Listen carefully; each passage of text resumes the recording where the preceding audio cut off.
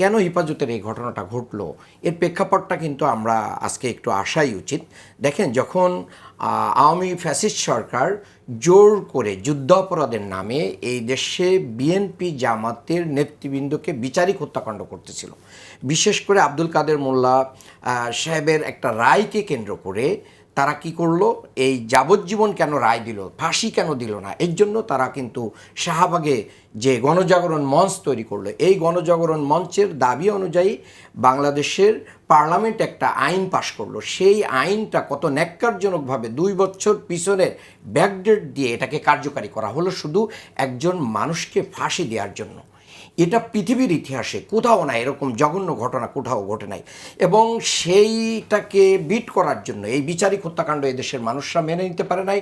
ইসলামপন্থী, ডানপন্থী এবং যারা বাংলাদেশকে একটা সুন্দর জায়গায় দেখতে চায় তারা তাদের আহ্বানে কিন্তু সেদিন শাপলা চত্বরে যে হেফাজতের সমাবেশ হয়েছিল এবং মানুষ নেমে এসেছিল, ম্যাডাম জিয়া সহ সবাই সেদিন আহ্বান করেছিলেন এই মানুষদের পাশে থাকার জন্য।